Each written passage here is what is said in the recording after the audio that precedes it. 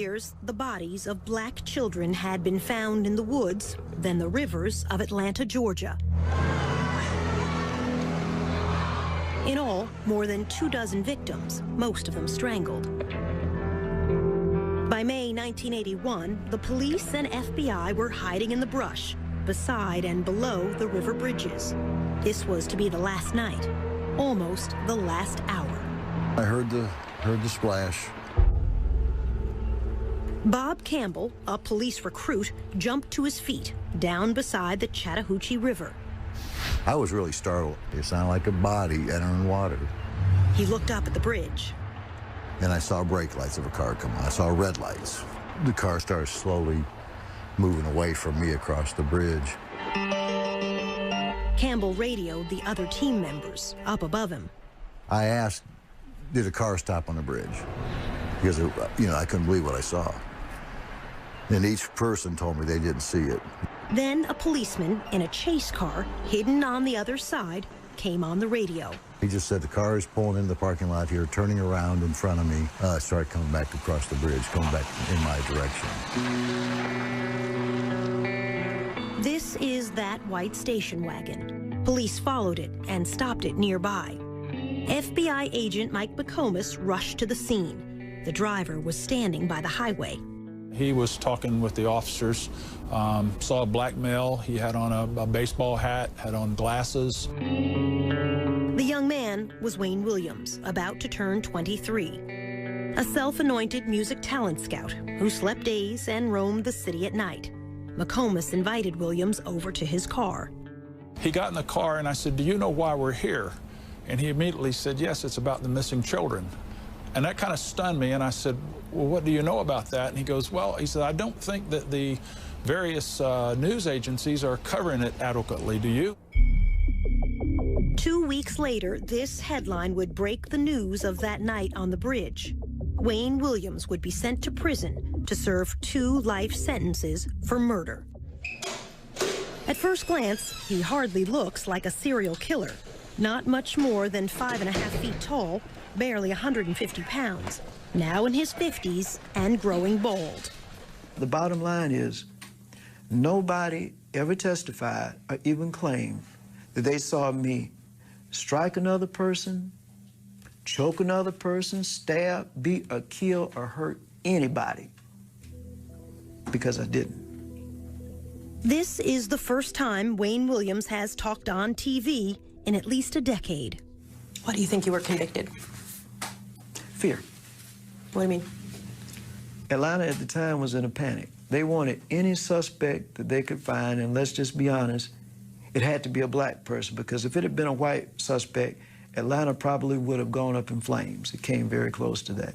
Do you think you'll ever be free? No, Dot, it's not a matter of if to me, it's a matter of when. Some 30 years after Wayne Williams' trial and conviction, there is still debate and some doubt. This time, you can be the judge and the jury. We'll lay out the evidence on both sides, and you'll hear from Wayne Williams at length. Then we'll invite you to reach your own verdict: guilty, innocent, or a third choice, not proven. The first clue was found on a dead boy's tennis shoes. The victim was Eric Middlebrooks, his body left here in a rainy alley, a foster child who rode his bicycle away one night on an errand and was dead by dawn. Detective Bob Buffington saw something red stuck to Eric's tennis shoe. And I noticed in the flap of the edge of this shoe, this tuft of what to me appeared to be wool. And that was it. We could find no other evidence.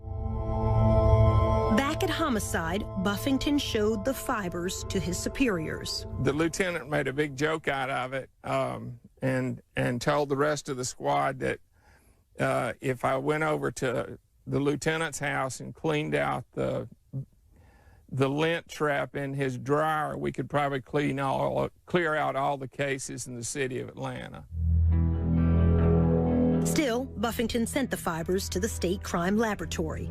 A young forensic scientist, Larry Peterson, took a look. So why was a fiber that was stuck in the crack of a shoe Why was that Because it was important? somewhat loosely there, and people don't normally have tufts or carpet fibers loosely stuck in their shoe. From those few thin threads, Peterson would begin to build a case to try to catch a killer. How many fibers across the board did you look at every day in this case, when the case really started getting busy? 100, 500, Well, 1,000? Literally, there's going to be hundreds, if not thousands, of fibers there, depending upon the case. In the spring of 1980, no one wanted to believe a serial killer was loose in the city, even when Bob Buffington spotted a disturbing pattern. There had been a sharp increase in the number of children under the age of 14 who had been killed. When he told his boss at Homicide, the major threatened to transfer him. And I truly think that they were afraid that there would be a panic. It was this mother, after the loss of her 9-year-old son, who finally forced police to listen, but not until almost a year after her boy died. Camille Bell and her children lived in these project apartments, poor to the eye, but rich in mind and spirit. Yusef Bell was an honors student in the gifted program at school. On a warm October Sunday in 1979, he walked away on an errand to buy snuff for an elderly lady downstairs. He went barefooted in a pair of brown shorts. He got to the store, he bought the snuff, he started back home. Less than half a block from this store, Yusef Bell stepped off this curb and vanished. And nobody saw anybody do anything or anything, but they did see him come back across the street. And that's the last that we saw him. Camille Bell called the police. They came and said they'd write a report. That's all. Days went by. Camille waited with 2 older children and Yusef's 3-year-old sister. And so she is terrified. If he can go to the store and they can steal him, then she doesn't want to leave the house. She doesn't want to do anything. Camille hid her own fear from her children. And you've got to hold them together so you can't act as scared as you are. The body of Yusef Bell was found in an abandoned schoolhouse. His body would not turn up for another month. Yusef Bell had been strangled. All of what could have been, should have been, and probably would have been was taken away. And we'll never know now because somebody decided that it was all right to just kill a little kid because they wanted to. For a long time, the 3-year-old would look for Yusef every time it was a foggy day. And we'd go out into the fog, and she would go as far as she could into the fog. And I'd say, come back here, and she'd say, I got to go find my brother. And she said, the clouds came down, so Yusef can come down. The child, her mother said, had confused the fog with heaven.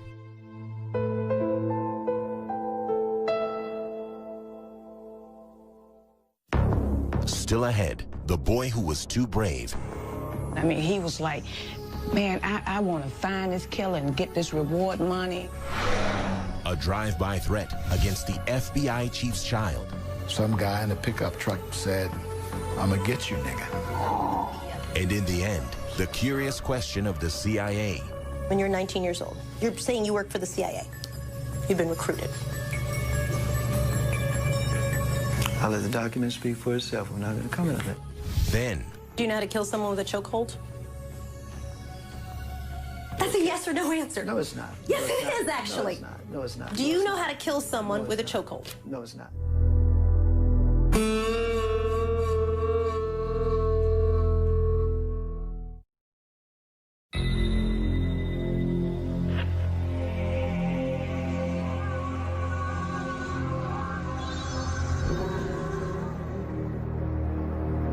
In the spring of 1980, police were still reluctant to listen to Camille Bell.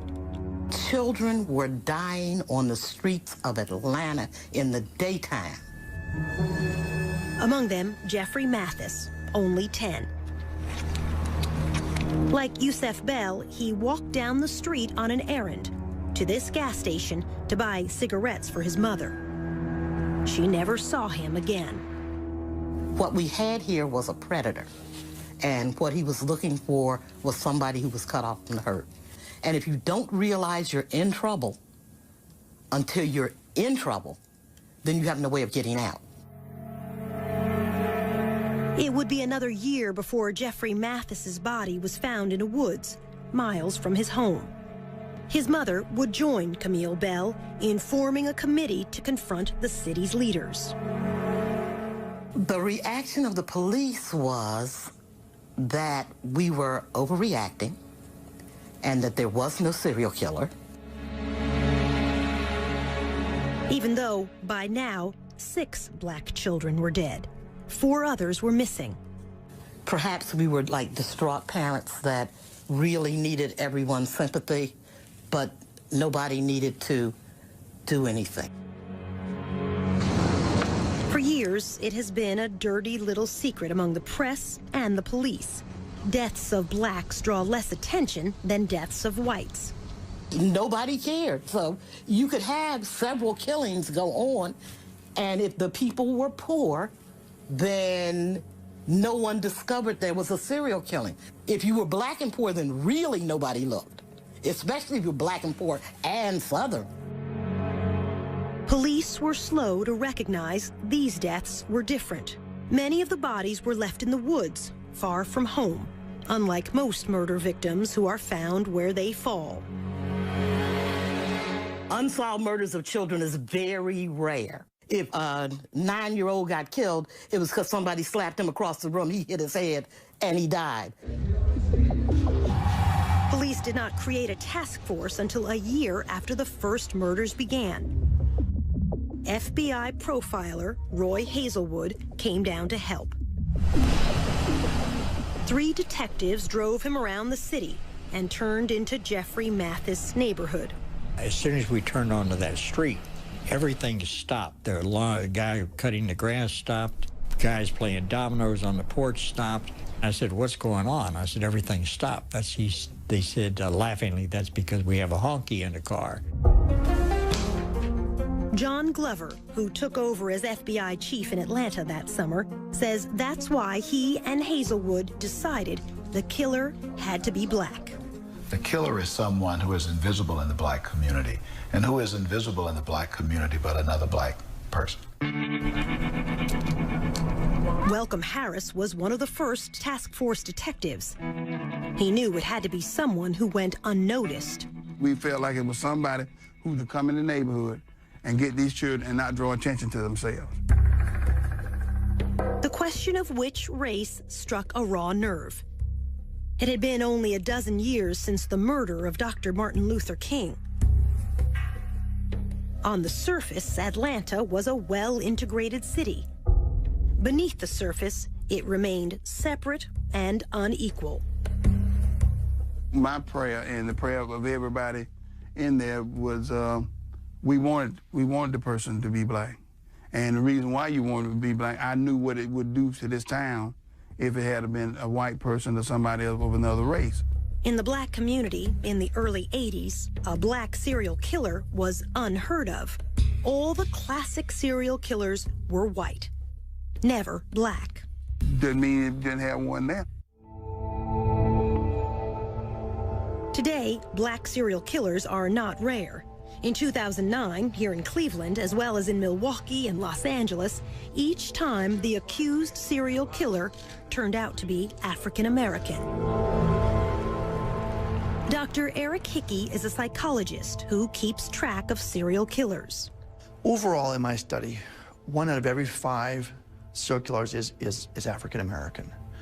In the past, since 1995, over 40% are African American. We're finally saying, you know what, blacks do this too. There were whites who fed the fear in Atlanta. As FBI chief, John Glover had moved into this upper-class white neighborhood. His 12-year-old son was playing outside one afternoon. Some guy in a pickup truck, he was out in the yard. in our side yard. We were on a corner. We lived had a corner lot. You know, said, "I'm gonna get you, nigga," as he was driving by. Kasim Reed, seen in these childhood photos, was only 10 when the first two bodies were found in the woods close to his home in the summer of 1979. My life did change. How so? Not out as late as you used to be, not able to ride your bike unaccompanied. In 2010, Reed would become the mayor of Atlanta. But back then, as the youngest boy in his family, his teenage brothers were his protectors. And I didn't move without my brothers for about a year.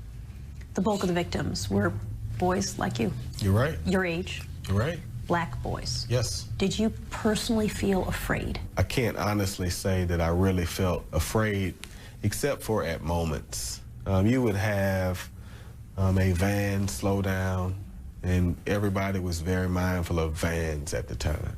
People were suspicious of everybody, and they were afraid. And the children, you had children walking the street, car go by, you could see some of them were in fear. And for good reason. The murders were about to increase to a body almost every week.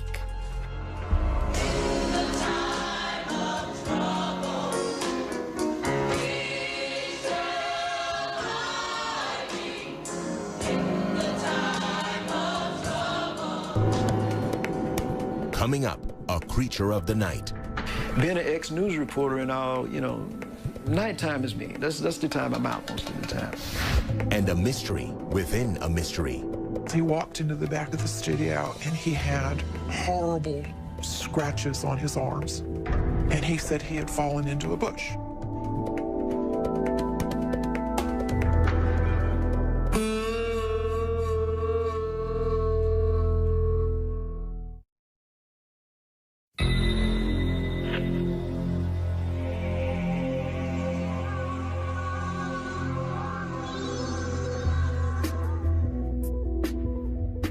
Many of the children who died were poor, who earned spending money carrying groceries, running errands for others.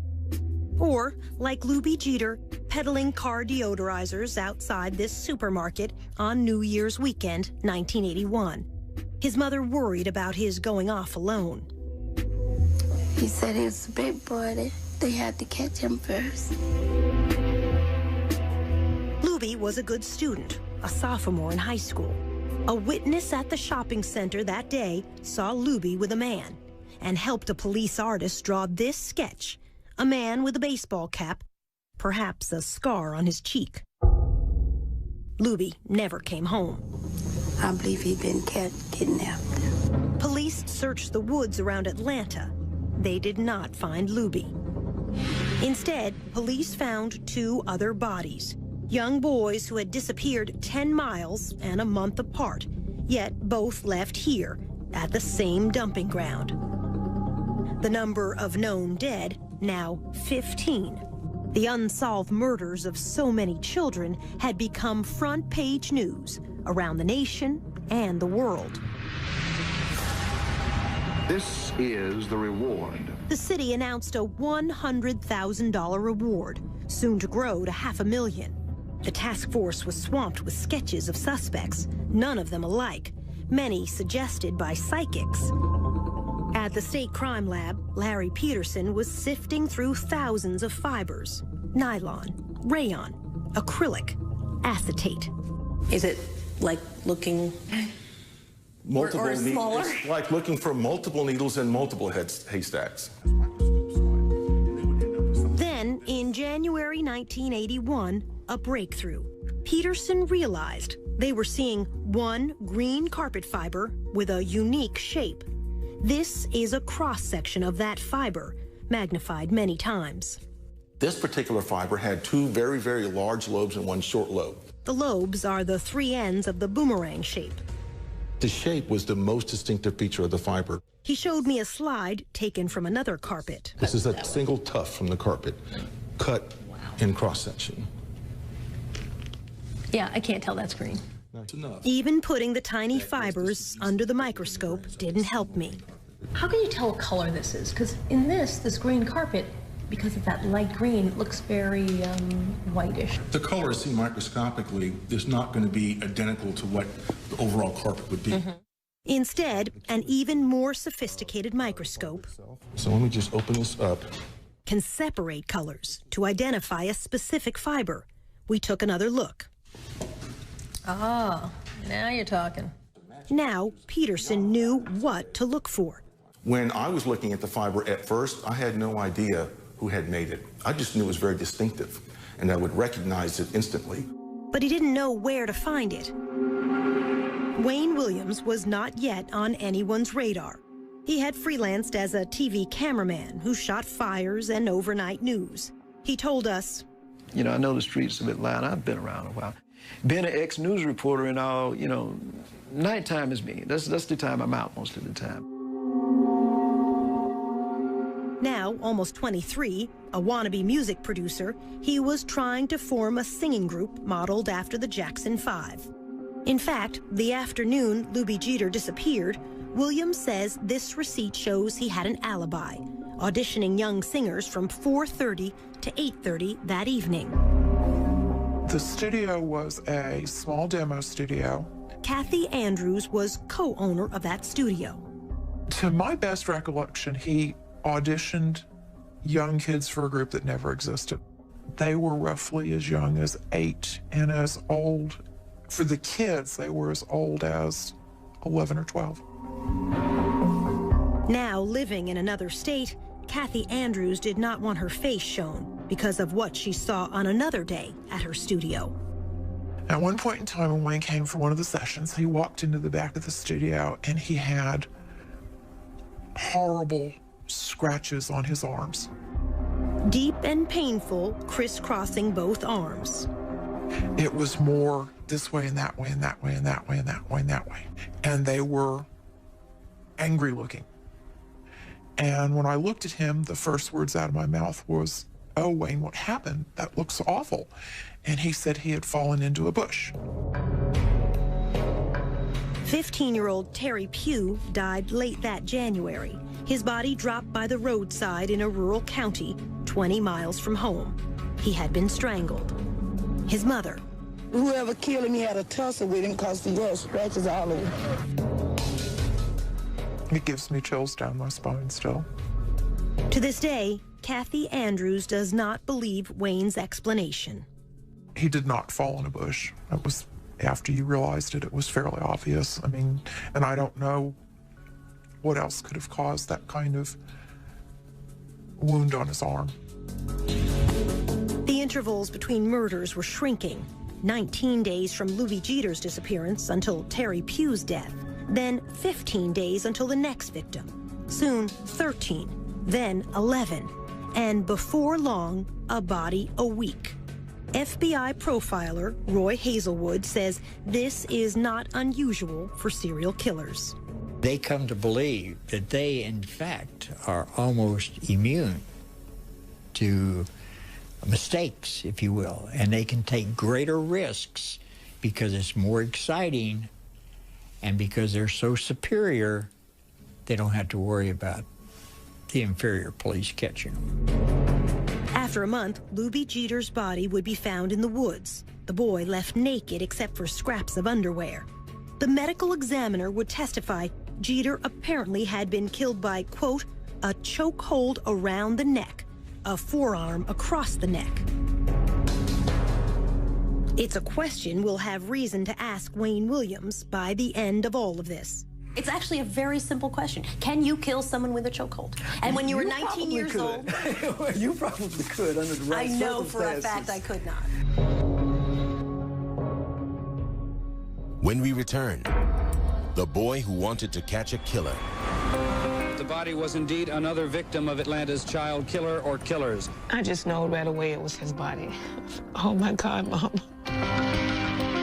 And later, a failed lie detector test. It surprised him that he didn't beat that polygraph test. He was convinced he could beat a polygraph test.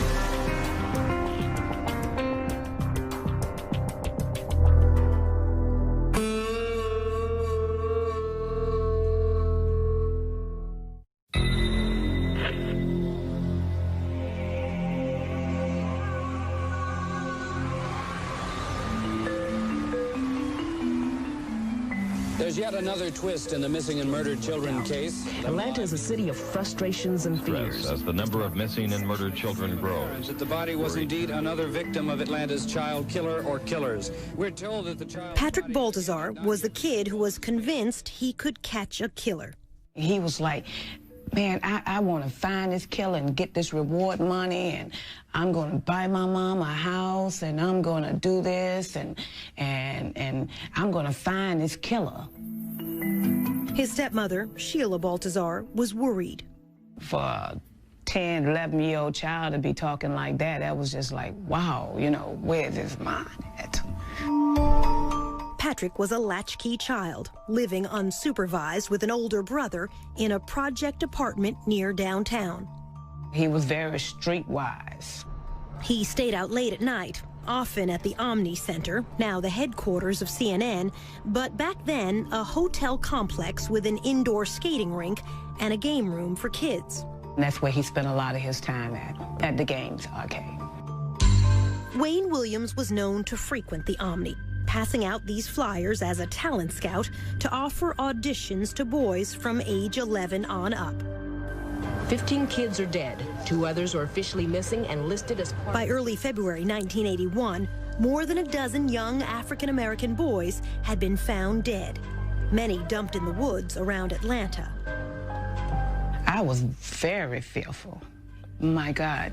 Sheila Baltazar pleaded to send Patrick back home to the rest of his family in rural Louisiana. If I had somewhere to send my son, I would have sent my son. One evening, a white man in a big car appeared to threaten Patrick and a small friend. The little boy said that Patrick said, man, that might be the killer. Patrick used a payphone to call police. He told them, a man was chasing me and my friend in a brown Cadillac. Well, actually, they thought it was a crank phone call. They didn't send a car out. This is a sketch the other boy provided to police after Patrick was dead. 2 weeks later, on February 6th, Patrick stopped by the restaurant where his father worked to ask for money, then walked back toward the Omni. He never made it home that night. I'm like, he didn't come home? Oh, my God. That was the first thing popped in my head. Missing. Murdered. Oh, my God. The Atlanta Missing Persons Bureau continued their hunt for this missing child. 11-year-old... One day it seemed like it was a week. That was the longest search in the world. It was almost 2 p.m. when maintenance man Ishmael Strickland found the lifeless figure of a young black boy lying in some bushes. On the 7th day, a maintenance man spotted a body tossed down into the woods behind a parking lot at a suburban office complex. The bank was fairly steep. Medical examiner Joseph Burton had to hold on to a rope to get down to the scene. He had a ligature mark on his neck, like if somebody had a ligature and they were behind you or off to the side behind you and they close their hands or fists together and pull the ligature, basically. In other words, killed from behind. Most likely, yes. All right, let me place another sample on this side. State Crime Lab scientist Larry Peterson attended the autopsy. I can recall at one autopsy pulling a fiber off of one of the victims. It was a green carpet fiber. I mounted the sample on the slide, went over and looked under the microscope and went, it's the same one. You knew right away. I knew right then. And it became apparent that the body was indeed another victim of Atlanta's child killer or killers. Again, local television carried these pictures live from the crime scene. As it was studied, it became apparent it was one of the 3 children listed as missing. We're told that the child's body, again, had not... Sheila Baltazar got a call from her mother. She say, they found another body. She say, I really feel like this is Patrick's body here, you know.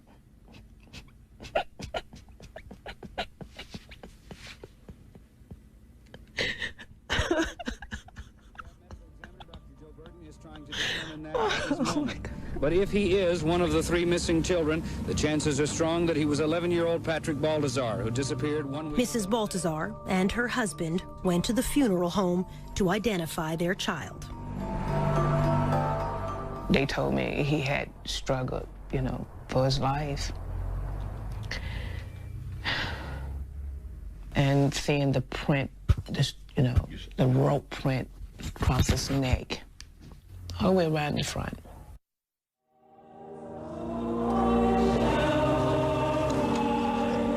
At Patrick Baltazar's funeral, she would insist on an open casket. I just wanted the world to see that this child could have been anybody's child.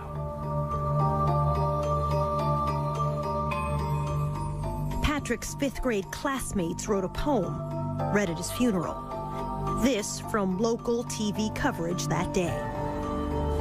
Patrick Balthazar, our schoolmate, you came to school, though sometimes late, but you were never mean to anyone. You tried to help people and thought it was fun.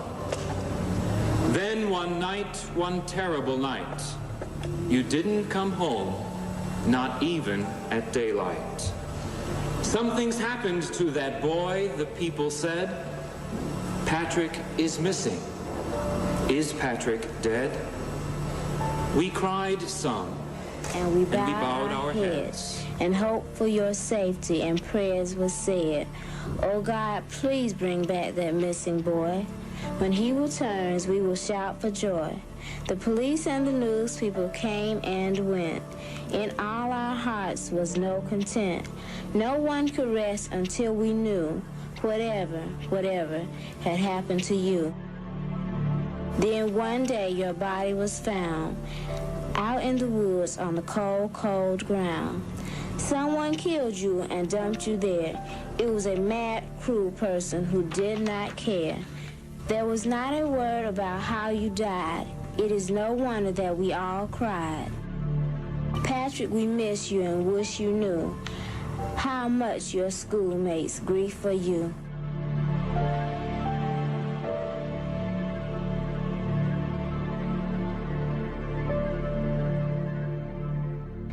Just ahead, the Klan under suspicion. It was an entire family of brothers that were involved in the Klan. And then a disappearing nylon cord. Could have been the murder weapon, as far as I know.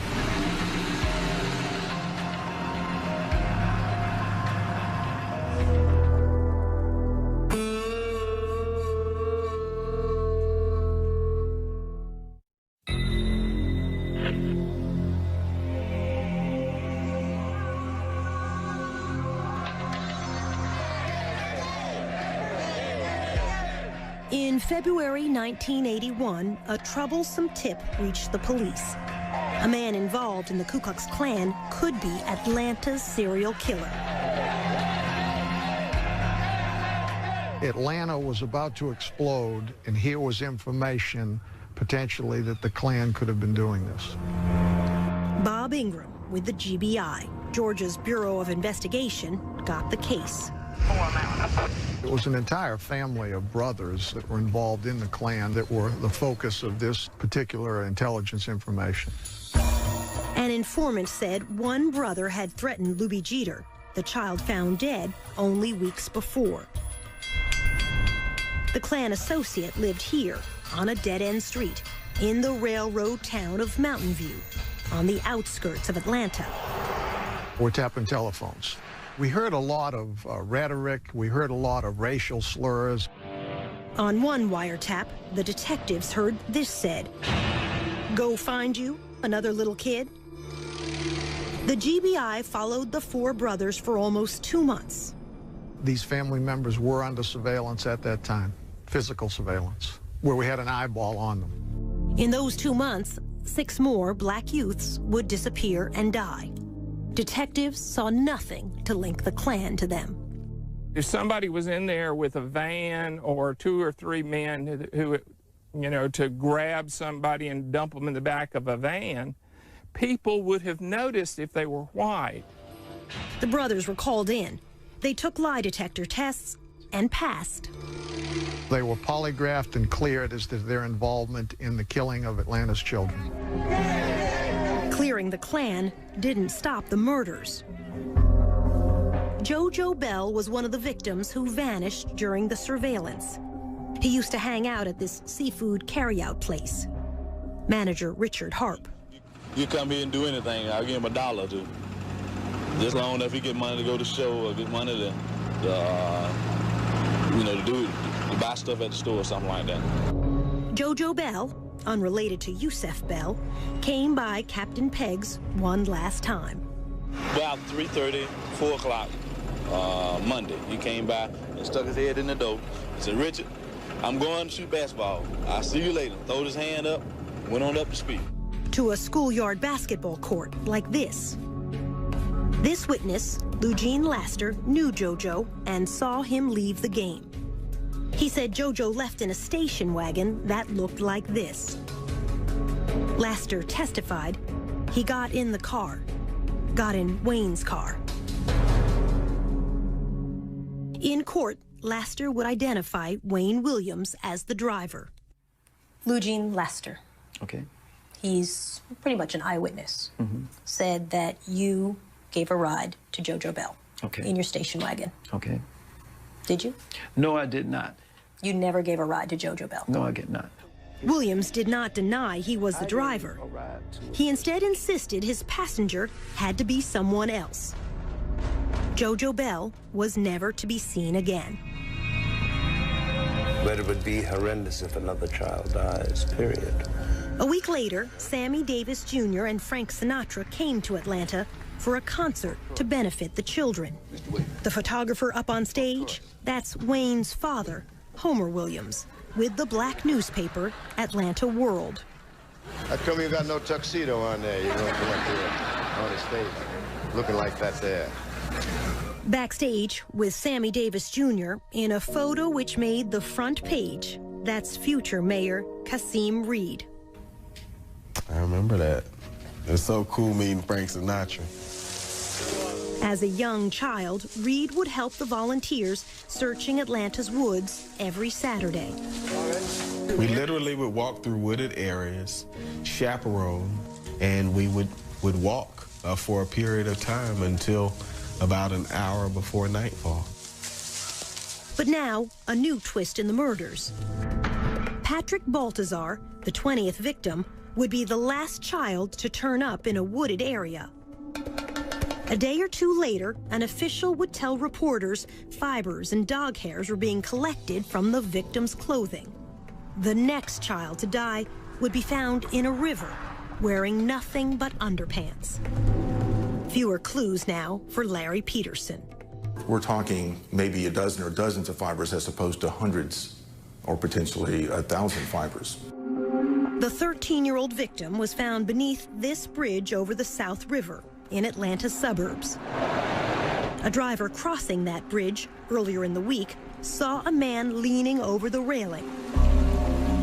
It turned out to be the same afternoon JoJo Bell disappeared. At trial, the witness said the man was Wayne Williams. JoJo's body would not be found for 7 more weeks, until Easter Sunday. It had floated far down the South River, almost into another county.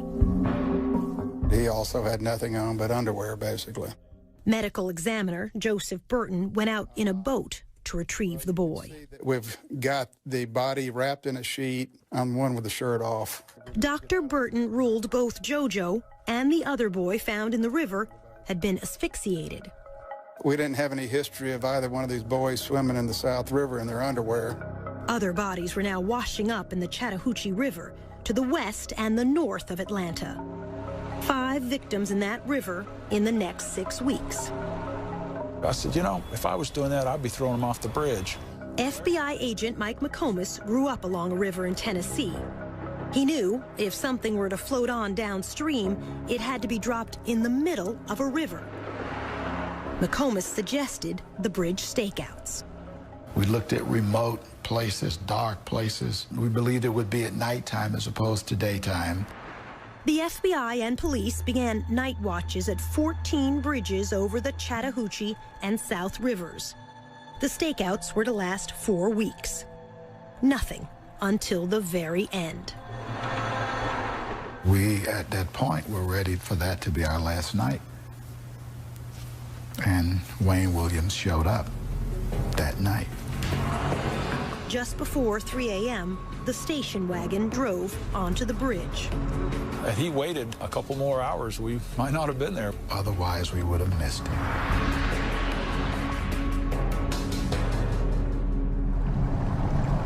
Next, the night on the bridge. You said, I know this is about those boys, isn't Correct. it? Mm-hmm. That's what I said. Pretty damning statement, don't you think?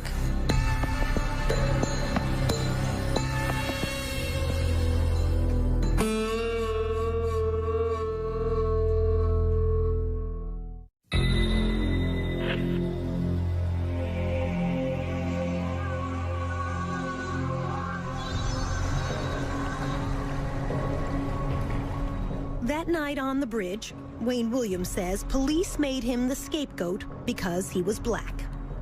Soledad, when this case happened, if those police had arrested a white man, Atlanta would have erupted, as well as several major cities. You possibly would have had another race war.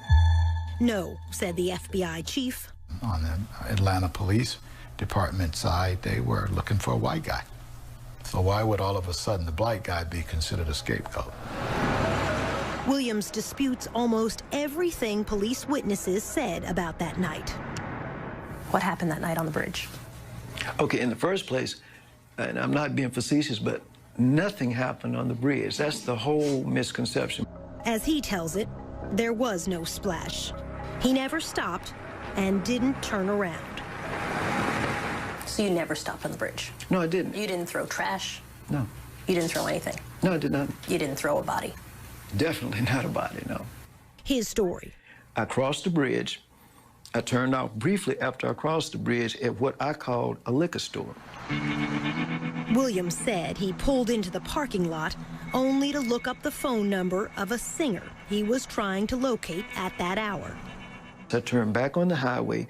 I went to a Starving Marvin store. I used the telephone, and I came back. The call didn't go through. I got some recording, this number's not in service, and I said, well, this is a prank.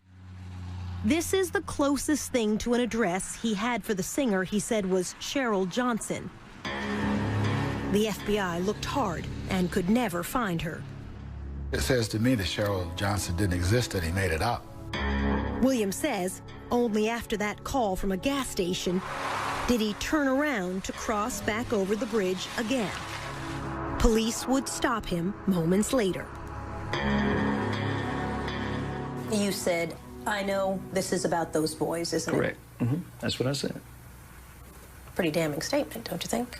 No, I mean, the perception in Atlanta was, at the time, kids were missing, and I think, if I'm not mistaken, the perception was a lot of young males were missing, and that's what I asked myself. This is about those kids, the boys or something like that, isn't it? Remember what FBI agent Mike McComas said he saw when he got to the scene? Saw a black male. He had on a baseball hat. This is the sketch provided by the witness who saw Luby Jeter talking to a man the day Luby disappeared and died. McComas had never seen this until we came back to show it to him nearly 30 years later. This is a real strong resemblance to the person that I talked to, Wayne Williams. He had on a baseball cap. His hair was in an afro, so this just looks like him. Williams agreed to let McComas search his station wagon. On the floor, in the front of the back seat, he saw... There was a nylon cord.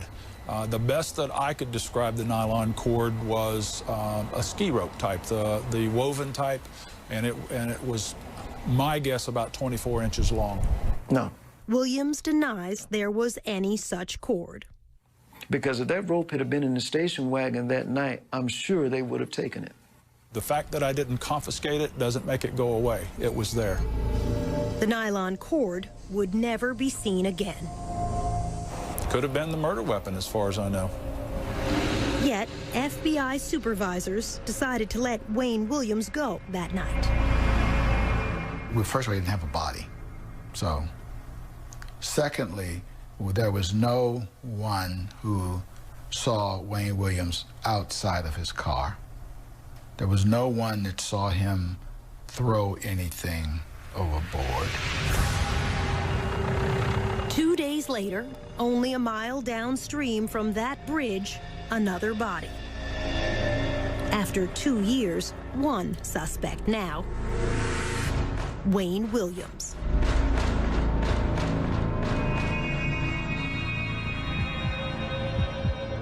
When we come back, the lie detector test. It surprised him that he didn't beat that polygraph test. He was convinced he could beat a polygraph test. I said some reaction like, I'll be darned. You're the guy we've been looking for 2 years.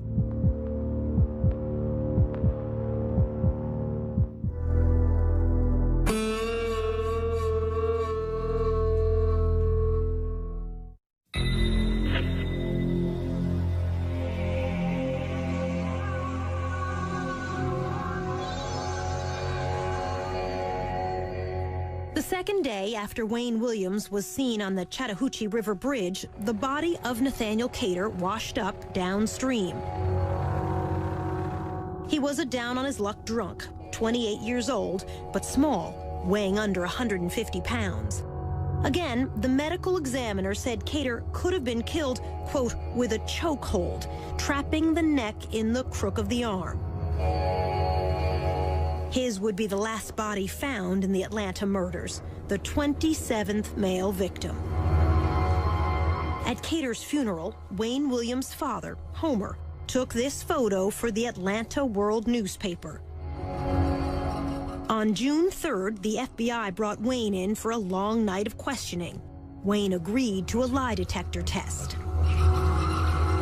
He was as composed and calm as you can get. You got 26 bodies out there in the woods and rivers, and he's just sitting there in total control. Richard Ratcliffe was the FBI polygraph examiner. I said, I don't care what you were doing on the bridge. I don't care what you threw in the river. If it wasn't a little boy's body, you do fine this test. He told Williams in advance what he would ask him. Did you kill Nathaniel Cater? Did you kill him that night that you were on the bridge? And did you throw Nathaniel Cater into the Chattahoochee River? And when I ran that test, it's like, wow, this is it. Wayne Williams flunked all 3 questions. Might as well, this test would reflect that you did kill Nathaniel Cater, and you threw his body, that was his body you threw off the bridge that night. The polygraph measures sweating, the heartbeat, blood pressure, all rise with tension. You breathe a little faster. You have a hard time getting your breath. You sweat a little more. He did all this. Wayne Williams took the test 3 times. He failed each time. I said some reaction like, I'll be darned. You're the guy we've been looking for 2 years. It surprised him that he didn't beat that polygraph test. He was convinced he could beat a polygraph test. He sat there and studied it, and he said, what's this question right here? And I said, that's pretty good. That's, did you cause the death of Nathaniel Cater? And then he said, what's this question? I said, well, did you throw his body into the Chattahoochee River that night?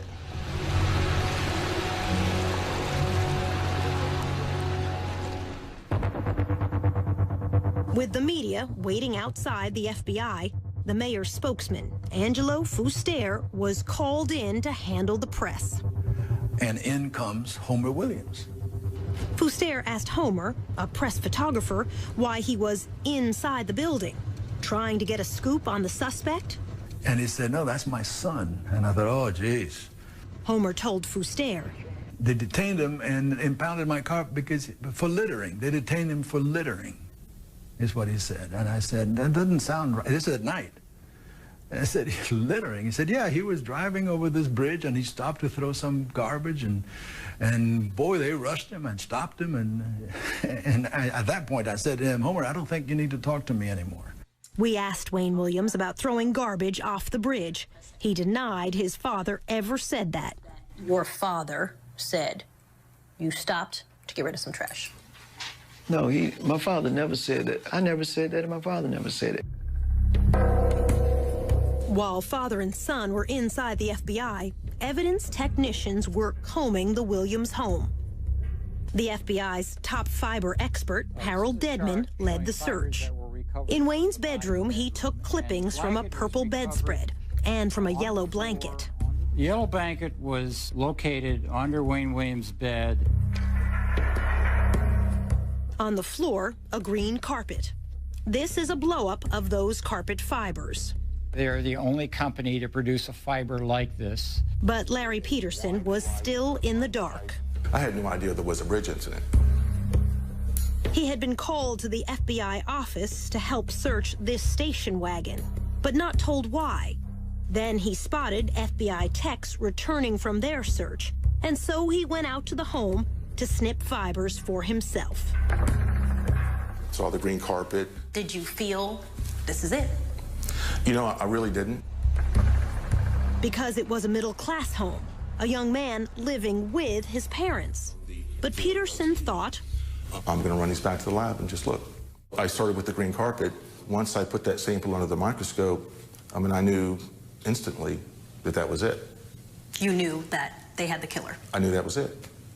And I had made hundreds and hundreds of comparisons to carpeting and various suspects and environments before, and nothing was even close until that night.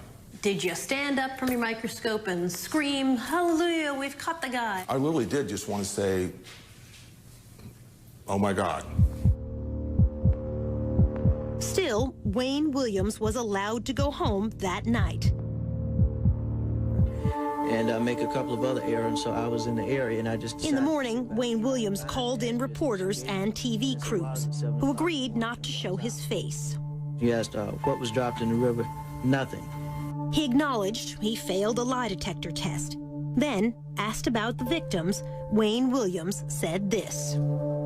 Some of these kids are in places they don't have no business being at certain times of the day and night. Some of them don't have no kind of home supervision, and they're just running around in the streets wild. And I'm saying, when you're doing that, that's not giving anybody a license to kill, but you opening yourself up for all kinds of things. We asked Wayne what he meant. When you say, that's not giving anybody a license to kill, but you're opening yourself up for all kinds of things. My point is very simple. All right, if you're out roaming the streets, like not all of these, but some of these victims were, you put yourself in a position for bad things to happen. For days, the district attorney was reluctant to take Wayne Williams to court based on fibers alone. While he hesitated, the FBI, police, and media all kept a watch on Wayne. In this parking lot one day, he showed an angry face to a CNN camera crew. Well, hey, I'm telling you to quit following me, because I'm saying at this point you're following me and you're on private property. And if I were you, I'd get the hell off. Finally, on Father's Day evening, 1981, detectives arrived to arrest Wayne Williams for the murder of Nathaniel Cater. Once he disappeared in the back of this police car, Williams would never be free again, to this day.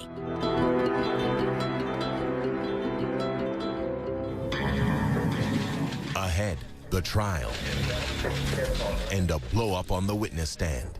I was probably my own worst enemy. I could see almost the shock in the jurors' faces. When he said, "You want the real Wayne Williams, you've got him," yeah, I think the jury understood that.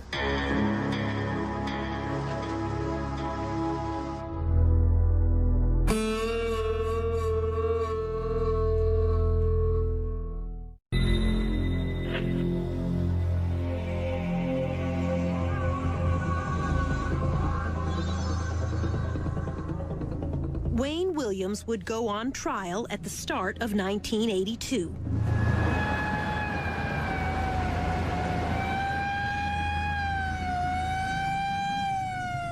Testimony would last almost 2 months. It would be a trial like no other before. A case built on fibers, no fingerprints, no murder weapon, no apparent motive. Now remember, you're one of the jurors. 3 choices: guilty, innocent, or simply not proven. This time, the verdict's yours. Mary Welcome was Wayne Williams' defense attorney. Good morning. Good morning. How are you? This was her first murder trial. What was he like when you met him? A most unlikely killer. Yeah? Why? Because he just didn't appear to be the kind of person that could strangle anyone or have the strength to. To her, Wayne Williams seemed gentle, childlike. One day I left him in jail. I said, Wayne, is there anything I can bring? Would you like anything? He said, would you bring me some bubble gum? Williams was charged with and tried for only 2 murders, Nathaniel Cater and Jimmy Payne, both adults found in the same area of the Chattahoochee River. Cater's body was nude, but his hair was caked with mud. Digging through that silt, I was able to recover dog hair and fibers that were close to his scalp. The dog hair was consistent with Sheba, the Wayne Williams family dog. In Cater's hair was one of those unusual green carpet fibers. Under a microscope, Peterson could see the boomerang shape, just like those in the Williams family carpet. This is an actual piece of that carpet, which the FBI's Harold Dedman said was quite rare. It's got an unusual carpet fiber. It was manufactured for a limited amount of time. It was a 10-year-old carpet. On Jimmy Payne, the other victim, Dedman found yellow rayon fibers stuck to his cotton shorts, fibers consistent with the blanket under Wayne's bed. I personally took the cutting from the yellow blanket that was under the bed. This evidence slide contains the yellow blanket fibers that Dedman clipped that night, magnified by our own video camera.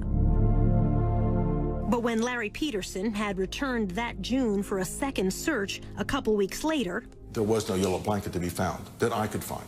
There are a lot of things in your case that disappeared. Mm-hmm. You had a lot of disappearances. Yellow blanket Yes. disappeared. In the first place, there was never a yellow blanket. There were fibers of a yellow blanket. There were fibers alleged to have come from a yellow blanket. Nobody's been able to produce a yellow blanket because, quite simply, and I'm just being very blunt with you, there was no yellow blanket. Or maybe you got rid of it in between the first time they searched and when they come back. It seems like to me, if I were a police officer, I would have confiscated the blanket too. It doesn't make sense. the prosecution was allowed to bring in 10 other deaths. Among them, Patrick Baltazar, Eric Middlebrooks, JoJo Bell, to try to show a pattern. This is a chart showing fibers that were recovered from the body of Patrick Baltazar. Fibers consistent with that blanket, with Wayne Williams' bedspread, the green carpet, hair from Wayne's dog, plus a leather jacket. The jacket was, as I recall, was hanging in his closet. And, Dedman told the jury, 2 human hairs were found inside Patrick Baltazar's shirt. These 2 hairs were consistent with originating from Williams. Then there was Eric Middlebrooks, and the fibers stuck to his tennis shoe. This is a blow-up of those red fibers. The same kind were in a car Williams was driving that year. This puts Middlebrooks both in the interior and of the 79 Ford and the trunk of the 79 Ford. Did you ever meet any of the young men who were victims? No, I did not. Never met them once? No. Not once? No. It's incalculable, the odds that that they were not in contact with him in this environment. The fiber evidence is your biggest obstacle. That fiber evidence may well have been manipulated in this case. Point blank and simple. Simply because they had a suspect, it was Wayne, and that manipulation no doubt has continued even after my trial and up until this point. There were just too many fibers placed on too many bodies. Mike Derham, in blue, seen here the night of the verdict, was one of the jurors. What would the chances be of finding the same, all of these fibers? The chances would be just astronomical.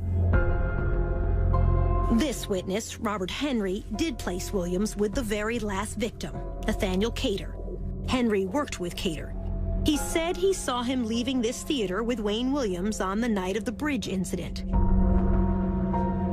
Henry has no doubt, even today, about what he saw. We were holding hands, you know, like male and female. Well, if you were holding hand with one of my co-workers and both of you are males, what am I supposed to do? Turn my head? What's up, people? The next time I saw him, he was in the courtroom. When Wayne Williams took the stand, he swore he never met Nathaniel Cater. On the evening Henry said he saw them, Wayne testified he was home, sick and asleep in bed. His mother and father, now deceased, backed him up. Homer Williams said he had the white station wagon until almost midnight. Under cross-examination, in his third day on the stand, Wayne Williams blew up at prosecutor Jack Mallard. That morning, he was a complete different person. Immediately, he started attacking. He came out of the chute like a bull. When he said, you want the real Wayne Williams, you've got him. I think all of us, the jury, understood that, yeah. I was probably my own worst enemy. I was an arrogant, bus-headed idiot at the time, and I played right into these people's hands. I could see almost the shock in the jurors' faces if they said, my God, is this the same Wayne that was up here yesterday? I could see that. Patrick Baltazar's stepmother was watching in court that day. I'm like, this man gotta be crazy. This man, I mean, it's like he's saying, you know, yeah, I killed him, but you better prove it. You know, can you prove it? He was doing everything he can to outsmart everybody. And it was like, I did it, but can you prove I did it? Camille Bell, Yusef's mother, believed Wayne to be innocent. She feels that last day on the witness stand convicted him.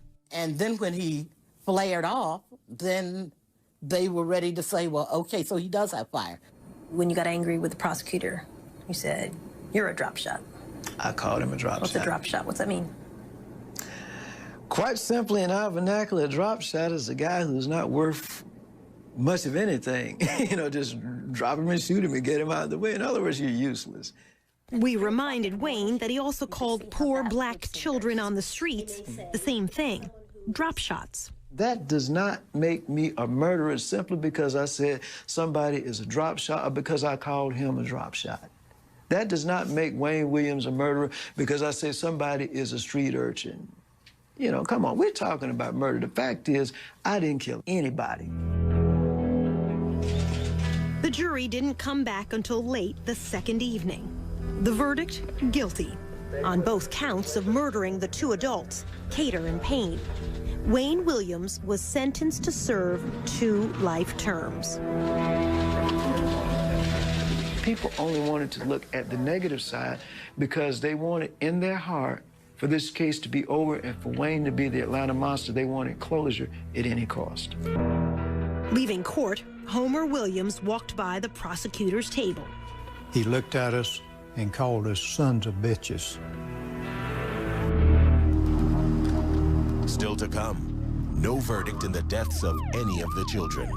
Even if it takes 30 trials, I don't care. You know, prove it.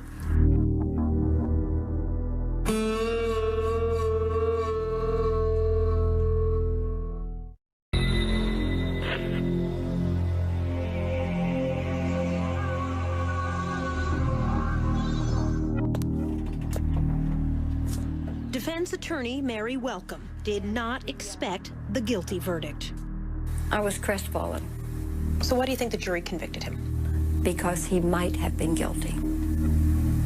Because he might have been. During the trial, medical examiner Robert Stivers told the jury there had been very few strangulations of black males in the years before these murders began, and none at all with bodies left in rivers or by the roadside since that night Wayne Williams was stopped leaving this bridge. They were convinced that the crimes had stopped because Wayne had been arrested. And I think what happened is people stopped looking and stopped counting. Murders have continued in Atlanta. Shootings of black men, stabbings of black women, but not strangulations like before. Not black youths dumped far from where they were killed. Detective Welcome Harris would stay on the police force another 25 years. We asked him how many more children were killed the way they were in the 80s. None that I can recall. None that I can recall. Wayne Williams' appeals would drag on for years. He almost won the first one. Georgia Supreme Court Justice George Smith helped a colleague write a ruling that would have reversed the verdict. he would have found that the evidence didn't support a conviction. That's what he did find originally. But the 5 other justices resisted. When we met, they pitched a royal fit. They were not going to overturn the conviction. The 5 of them would. In the end, all the justices, except Smith, agreed to uphold the conviction. Wayne Williams said the court was bullied into making its U-turn. I think the pressure came from as high as the White House, and we'll leave it at that. Not so, said George Smith, now retired from the court, but still practicing law in his 90s. I can't imagine that it happened in a case like this. I can't imagine it happened in any case, but certainly this case, it didn't reach to the White House. Smith did write a dissenting opinion. He said the fiber evidence fell short of scientific certainty, and the prosecution should not have been allowed to use the so-called pattern evidence on 10 other murders. I said the only similarity in the crimes in this case is the fact that all of them were dead. Smith was denounced on the floor of the Georgia legislature. I was an N lover. You know what the N stands for. Mary Welcome agreed when Justice Smith wrote the defense attorneys were ineffective. We were rendered ineffective. We were rendered incompetent because of the lack of funds, lack of time, and the lack of resources. Absolutely. Things did go wrong in the trial that should not have. An ambulance driver suggested an explosive motive for Wayne Williams. This from CNN's report at the time. Bobby Tolan said Williams asked him once, had he ever considered how many blacks could be eliminated by killing one nigger child? But unknown to either side, Tolan was not his real name. In fact, he had a criminal record. He testified under a false name, had an extensive arrest record under his real name. I'm not sure that we knew all of that at the time, or it was disclosed to us. Rogers' home is but 8 blocks away from where he was found today. Then there was the murder of Larry Rogers, a retarded youth. This witness testified she saw Rogers slumped over in a station wagon as Wayne Williams drove away. But another person also saw Rogers in that station wagon at that same intersection that day. He helped a police artist draw this sketch. It does not look like Wayne Williams. However, the defense never called the other witness to ask about the sketch. No, I don't even remember seeing that. Supporters of Wayne Williams say there was one murder which shows the fiber evidence could be faulty. The death of 12-year-old Clifford Jones, left by a dumpster in an alley on a summer night in 1980. Some of those unusual green carpet fibers were on his body. Yet another boy said he saw a coin laundry operator kill Clifford Jones. Detective Welcome Harris said the boy was not believable. He exaggerated stuff. In other words, he was open to suggestions. And if you said that Mickey Mouse was up there, and if he sensed that you wanted him to say that, he said, yeah. Wayne supporters point out the laundry manager failed 2 police lie detector tests, but few are aware of a third test given by the FBI examiner, Richard Ratcliffe. The result? In layman's terms, he passed. He wasn't involved in killing Jones. Only days after Wayne Williams was convicted of killing 2 adults, Atlanta's police commissioner closed the books on 21 other murder victims, declaring they, too, were killed by Williams. Most were children, among them Clifford Jones and Yusef Bell.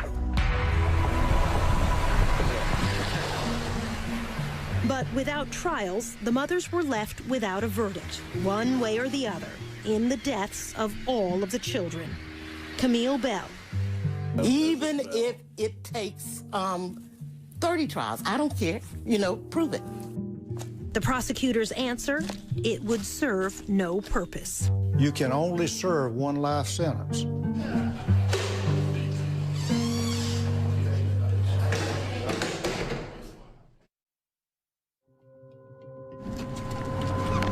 Just ahead, a new alibi that backfires. He was out that night, no question in my mind. He was not at home. He was out and about. And after all these years, new DNA evidence. then it probably would exclude 98% or so of the people in the world.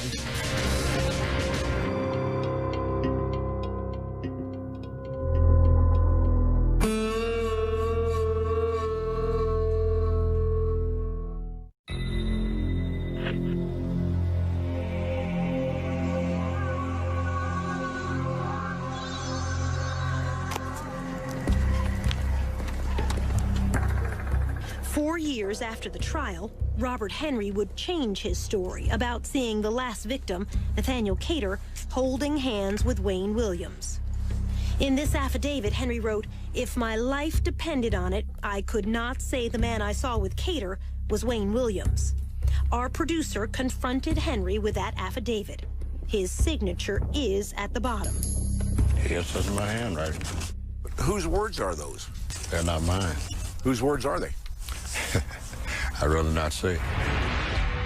In the summer of 1986, Henry was in prison here when, he said, an associate of Wayne Williams came to see him and told him what to write. When you said, "I could not ID the face of Wayne Williams as the man I saw with Nathaniel Cater," are those your words? Those are words I was told to say. By? I'd rather not say. It might cause a problem. Could you ID the face of Wayne Williams? The person I saw holding Nathaniel Cater's hand was Wayne Williams, the man that was convicted of it. In fact, Henry had passed a lie detector test before he took the witness stand. When his visitor came to see him, Henry was serving 5 years for sex crimes. His false affidavit was used in court appeals. Wayne Williams lost each time anyway. To this day, is there any question in the mind whom you saw with Cater? No, it's not. It was? Wayne Williams. Robert Henry is not the only one whose story has changed back and forth over the years. So has Wayne Williams. At trial, Williams testified he was home all evening, sick in bed, when Henry said he saw him holding hands with Cater. Now, Williams says he has a different alibi for that evening. I was at a place called Hotlanta Records in College Park. Williams says he drove to that office near the Atlanta airport. He had taken photos for this poster the night before and went there to turn in this invoice to get paid. We delivered a bill and statement of services, and we were cut a check for it, and it was probably about 9 or 9:30 when I left that location. We reached Hotlanta's owner, Melvin Ware, now living in Los Angeles. He called in advance, and when he came, I went back and wrote the check behind the desk. That's where our checkbook was. But he said Williams didn't stay that long, not as late as 9. It wasn't like 5 minutes or 10 minutes. We always spent maybe a half hour or something like that. How did Wayne get to the office? He drove. I think he had his dad's car, if I'm not mistaken. Wayne's father, Homer Williams, testified he had the station wagon until almost midnight that night. But Chet Detlinger, an investigator for the defense, said Wayne told him long ago this was a lie. All he told me was he had the car, his daddy didn't have the car. Wayne said, but I had the vehicle, and I didn't want to corrupt my dad's testimony in the eyes of the jury, so I lied about it and said I didn't have it on the stand. What makes this important is what time Robert Henry says he saw Wayne and Nathaniel Cater together. It was about 9:15 or 9:30. It was on Lucky and Forsyth Street, downtown Atlanta. So at the trial, you said that you were in bed till 10 p.m. All right. You were so sick, your mother said that she had to help lie your body out of the bed. You were so sick. This is where the confusion with all of us came in. I got back from Hotlanta Records, probably about 9:30. But there's no one to corroborate that, even if his mother were still alive. Wayne said she probably didn't see him come in. Prosecutor Jack Mallard. He was out that night, no question in my mind. He was not at home. He was out and about. Less than 6 hours after Henry said he saw Williams and Cater here, police heard a splash under this bridge. Cater's body washed up downstream 2 days later. 30 years ago, there was no DNA testing. Now there is. and so new evidence. Remember those 2 human hairs found inside 11-year-old Patrick Baltazar's shirt? In 2007, the hair fragments were sent to the FBI's DNA laboratory in Quantico, Virginia. The result? The lab said it found this DNA sequence in only 29 out of more than 1,100 samples of African-American hairs in its database, less than 3%. Most important, Wayne Williams' DNA had the same sequence. I don't think they said it was a match. I think they said they could not rule out whomever the hairs were from as being the possible donor. The FBI's Hal Dedman, a DNA expert, said this finding is as strong as it can get with this particular type of testing. Then it probably would exclude 98% or so of the people in the world. Did you kill 11-year-old Patrick Baltazar? I did not kill Patrick Baltazar or anybody else. Did you ever meet Patrick Baltazar? No, I did not. Never been in contact with that kid? I don't even know a Patrick Baltazar. We offered to show the DNA findings to the stepmother, Sheila Baltazar. I can't read it. Please don't make me read it.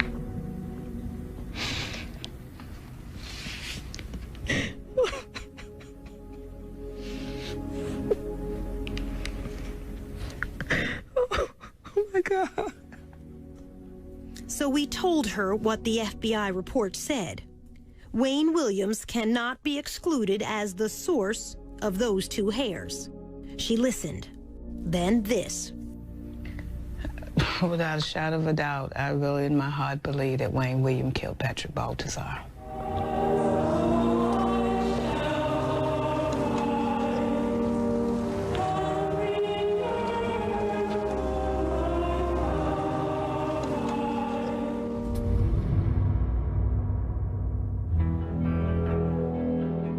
Next, train to kill. Were you trained in unarmed combat techniques? Could you grab somebody bigger than yourself, put them in a chokehold? I'm sure there are other things in unarmed combat besides putting somebody in a chokehold.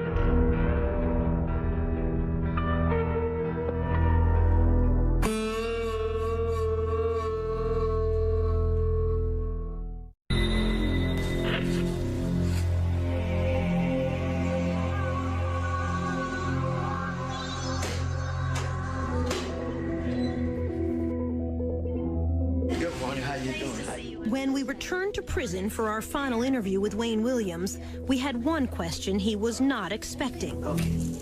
What Wayne had written about being recruited for espionage training as a teenager. At a secret government camp hidden in the woods near this North Georgia lake, where he was given what could amount to a license to kill. It's called Finding Myself. What's Finding Myself? It reads like an autobiography. Go ahead, I'm still trying to... It's a account of your CIA training. We're not going to get into that. Why not? We're not going to get into that. I got a copy of it. Yeah, but we're not going to get into that. Why not? You're just simply not going to get into that. By his account, Wayne was fresh out of high school, just 18 years old, when he was approached by an associate of an old World War II spy living in the Atlanta area and was initiated into a secret world. You're not going to answer a single question on this? No, ma'am. Is it fake? No. Is it fictional writing? No. Did you work for the CIA? We're not going to get into that. In these pages, he said he spent his summer weekends in those woods, learning how to handle plastic explosives, hand grenades, and something even more chilling. So, I'll do the talking part, and you can answer what part of it you want. You write how you fired rifles, submachine guns, handled assault weapons, grenade launchers, C4, learned unarmed combat techniques through this training group over weekends. Is it true or is it false? We're not going to comment on that. When you're 19 years old. You're saying you work for the CIA. You've been recruited. I'll let the document speak for itself. We're not going to comment on that. Did you work for the CIA? I cannot comment on that. Copyright 1992 by Wayne Williams. Is this an autobiography? I cannot comment on that. In his own words, Wayne Williams said this was part of a secret plan to send young black agents into the worst trouble spots in Africa in the late 1970s. He wrote that he finished training, then withdrew from the program. Either this is a true story and you have been trained in evasive tactics, exfiltration techniques, weapons use, unarmed combat techniques, which would include a deadly chokehold, or it's made up. Let me ask one question. Where did you obtain that? I can't tell you that. Now, there we talking. You're a newsman. You know the answer to that question before you asked it. Okay. All right. I will say Is it true? I mean, it's got your name on it. I will say this. Were you trained in unarmed combat techniques? Could you grab somebody bigger than yourself, put them in a chokehold? Because that's what that is. I'm sure there are other things in unarmed combat besides putting somebody in a chokehold. But when I talk to the military experts and I say to them, what exactly does that mean? That's one of the things on their list. Top 2 things, by the way.